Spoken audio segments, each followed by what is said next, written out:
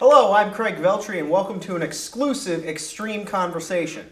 Since his ex-WWE debut back in May, this man has become the most outspoken and controversial man this organization has ever seen.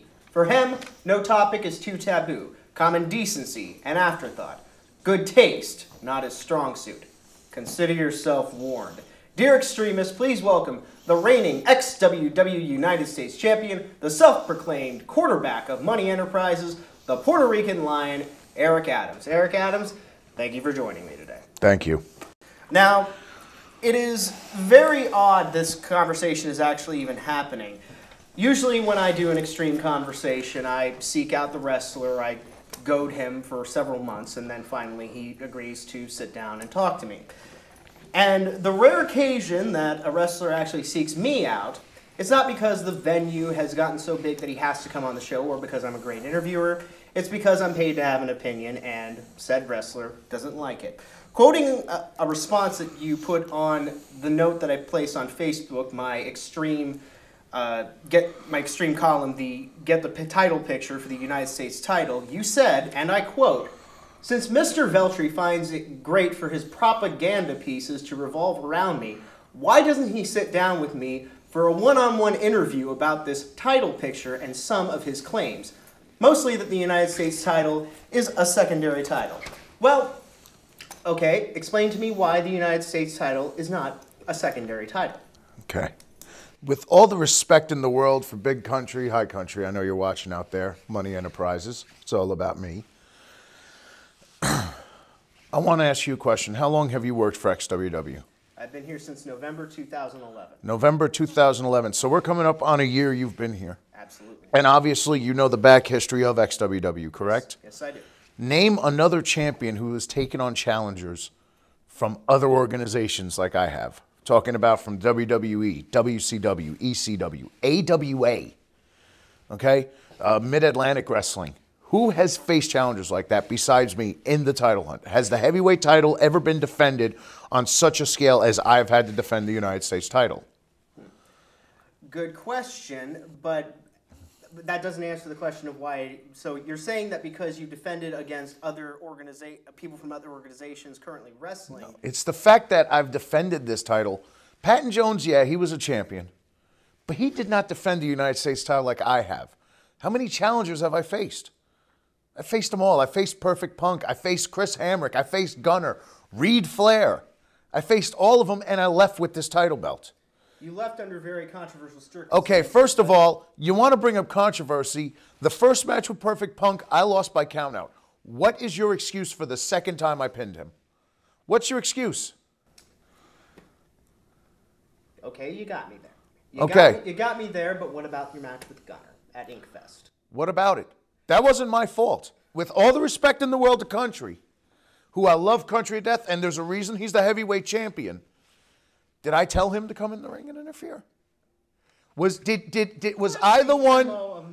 No, was I the one who goaded him into the ring? No, but it's to the interest of Money Enterprises that you hold that title. Okay. By any means necessary. Now my next question. Did Gunner pin my shoulders to the mat? No, he did not. Okay. But again, you can't. The title can't change on a disqualification. No, irregardless, he had more than enough time. The match went 14 and a half minutes. In that 14 and a half minutes, did he pin my shoulders to the mat or make me give up?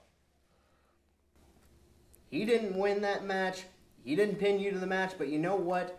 You didn't pin him either. I came close. I would say there was some no, because I'm going to tell you right now, I'm going to go with incompetent refereeing. Jared Knupp, if you go back in history, he's messed up in my matches with, here's another good example. How did I cheat beating Garrett Sinclair my first show at Tremont Music Hall, Tidal Wave? You didn't. Okay. You didn't. So far, every time you're saying I cheat or I do this or I'm a secondary champion. Every time that you have entered the ring, even to defend that title, you have cheated. But there are several examples. Gunner certainly comes to mind. That wasn't my fault. I cannot control another man's circumstances. You certainly, and as far as with Chris Hamrick, away. In fact, when's Gunner getting his rematch? Now that I think about it, I've been calling Gunner back out for months now, telling him he's more than welcome to a title shot. You've been interviewing me and I've called him out. You see, this is the problem. I'm not a favorite of yours, Veltri. I'm not one of your favorites. I'm not one of your friends. I don't come to your house. I don't use your ashtray and smoke cigars and then see the little V inside that you have encrypted in there or engraved or whatever the word is. You know about that. It's you. I'm positive you would have something like that. More important than all this, this is what it comes down to. I'm not one of your favorites, so you decide that every chance you get, you're going to bash me. But I want you to be honest right now. I want you for once to have to speak the truth on camera. I want you to name another wrestler, pound for pound, who has the physical attributes that I have, that has the talent that I have, that has the knowledge to professional wrestling that I have. I want you to name one of them right now. Well, certainly knowledge, I would give the edge to you very much. I mean, I call you Encyclopedia Adamz for a reason. You are very intelligent, and your acumen about the business I haven't seen in quite some time, and it's a pleasure to have you on the announce table, if I may say that. So, as far as not being a favorite of mine, you have your moments. Pound for pound, as far as a great performer, I would say probably the best man that ever held that belt, Patton Jones, the man you took that title from. And by the way, Patton Jones. When has Patton Jones been to Puerto Rico? When has Patton Jones been to Canada? I defended this title in Canada, in case you forgot. I defended it back in July up in Ontario, Canada. Okay? I've defended this belt against more challengers. Who did Patton Jones have to face? Of name expertise. A person who's been around, who has been around not just in XWW, but all over the wrestling world, has he had to face to defend that title? Well, it's very difficult to defend the title against 4 other men and a pair of handcuffs, which is how you won that title. Okay, first of all, that was his choice. It was a flag match, anything goes. I went in believing it was a fight. So he called for a fight, so a fight was given to him. Fights aren't fair. Fights happen and fights go down. Is it my fault? I can't control. You're telling me, you're sitting here and trying to explain to me that it's my fault and I have to control the actions of 2 other men? Again, what am I going to do in the middle of a fight? Stop and go, hey, listen, guys. You're an associate of Money Enterprises, so you can honestly sit there with I'm not an associate. I'm a member. Okay, fine. Associate member, we're talking schematics in that point.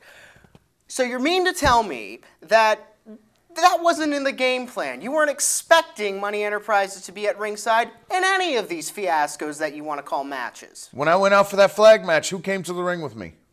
Nobody. Okay. How was I supposed to know they were going to come out there? But you see, you're changing the story, you're changing the questions. I asked you flat out, who has Patton Jones had to defend this title against on a level as mine? Okay, fair enough. He's had, I mean, not to take anything away from the Perfect Punk, or any of the other men that he's had to face, but you're right. You have seen a higher caliber of talent, but that does not excuse the way the matches ended up. Okay, first of all, I almost beat Patton Jones my first night in the company. But you didn't. Yes, I lost that first match, not a problem. He didn't even challenge me to a wrestling match. He challenged me to an anything goes flag match. Now, correct me if I'm wrong, how is it cheating if in the rules it states anything goes? Tell me. I would think, you're right, anything goes. Okay, now here's my next question. He's a member of the United States Armed Forces. If it's one man in the middle of the desert versus a tank, is it a fair fight? Of course it is, because anything goes. You see, this is the problem I've had from day one here in XWW. Now, we just talked about the caliber of people I've had to defend the title against. Big Country, the same problem happened with him. Before Big Country was champion, who was heavyweight champion and had to face the caliber opponents like Matt Hardy? Who has? Okay, you bring up another very valid point. Now, with that said, he's only had to face Matt Hardy, and Matt Hardy is a former ECW heavyweight champion, tag team champion, United States champion, Intercontinental champion, cruiserweight champion. Matt Hardy's done a lot. He's never been an Intercontinental champion, but that's beside the point. Okay, irregardless, I've had to fight Chris Hamrick, who's a former cruiserweight champion all over the world. I've had to fight against guys like Gunner, who is a former TNA television champion, and a man who holds a pinfall victory clean in the middle of the ring over Sting. Yes. Okay? I've had to defend this title against Reed Flair, who has beaten some of the top prospects in professional wrestling in his first 3 years, his rookie years. I pinned him. We're going in this week. Let's face facts. I'm going in Thursday night to fight this man because you had to open your mouth and say, oh, why you got to wait for 2 out of 3 falls? You're the one who asked the questions, so I'm doing that. I'm giving him the title shot Thursday night. I'm giving him a title shot Thursday night over at Extreme Warfare, and I'm giving him 2 out of 3 falls. Let's switch gears here real quick, because that matchup, as he mentioned, this coming Saturday night at Tremont Music Hall, Halloween Massacre, Eric Adamz will defend against the Southern Nature Boy, Reed Flair. 2 out of 3 falls for the XWW United States title. You faced him, and once again, won under very controversial circumstances. How's it controversial? I hooked him. Aside from the Manny Mac run-in that led to the pinfall, up to that point, what is it like wrestling Reed Flair? It's like wrestling anyone else who's had a run in this business that's brand new. The only difference is you're wrestling against the son of one of the greatest professional wrestlers of all times. He has a collegiate background. He went to Blair Academy, which is one of the #1 schools in the country for collegiate wrestling on a private school level. He's a former AAU champion. The kid has the skills and the determination, and yeah, the title was in jeopardy. I have no problem admitting that. Look, when someone's defeated me, I have no problem admitting defeat. But I still won. You want to say unscrupulous circumstances and all that, but I won. I hooked him. I slammed him down. He was in shock, and I pinned him 1, 2, 3, clean in the middle of the ring. By the way, that pump handle power bomb that you did use to defeat him, do you have a name for that? Yes, the Mississippi handbag. And I know what you're talking about by that. This was brought to you by Wrestling with Attitude.